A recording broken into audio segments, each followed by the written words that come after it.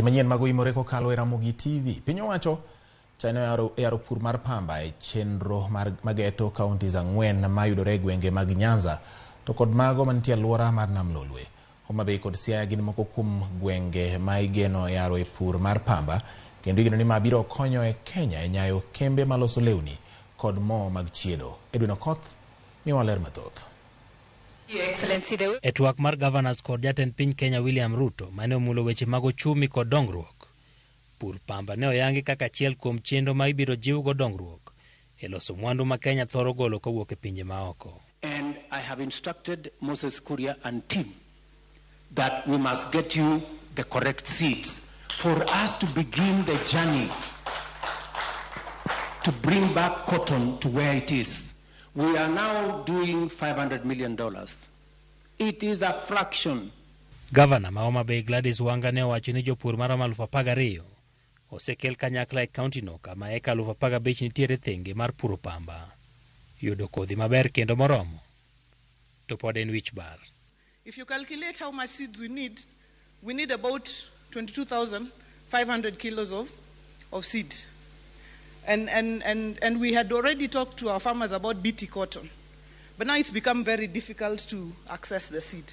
If we can acquire it, and we have a G2G, so that counties we can also put in, because this is our lifeline as well, so that counties we can also put in money to buy the seeds. But we need to know where to buy the seeds, because you know, if seeds don't grow, it's an impeachment question. Eromono. Migao mar pur ne olieki ni biro chwalo kodhi mag pamba maromo kilo 3,500 ne kaunti ma Homa Bay e juma manyien.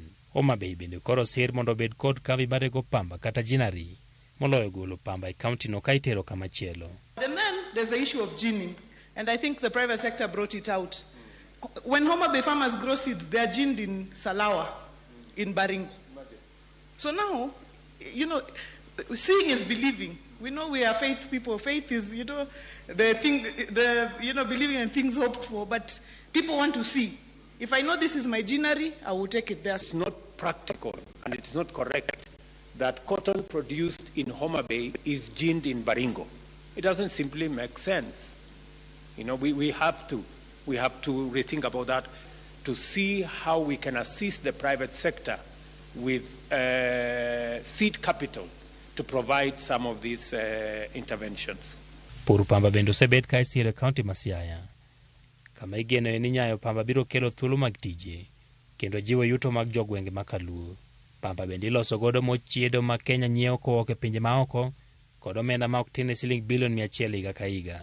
Mano en thuolo machielo ma gavana Wanga wacho ni jopur mane alwora mar nam nyalo tiyo godo maber. Last week, together with the private sector, we were in Uganda. We saw what they've done in terms of growing palm oil. Your Excellency, I haven't slept since I came from Uganda because I'm thinking, where am I going to get the land to put together farmers? Because you can't get 100,000 acres of land or 50,000 that is out there. So that is if you saw what happened, if I saw what I saw in Uganda, surely there is no reason at all why the entire lake basin cannot be growing the palm oil. Chiro mar Kenya dwaro pamba maromo bunda 200,000 ka bunda 25,000 kende ma yudore higa ka higa. Rem ma ipong'o kod pamba ma igolo e pinje mag libamba kaka Uganda kod Tanzania. Edwin Okoth, Ramogi TV.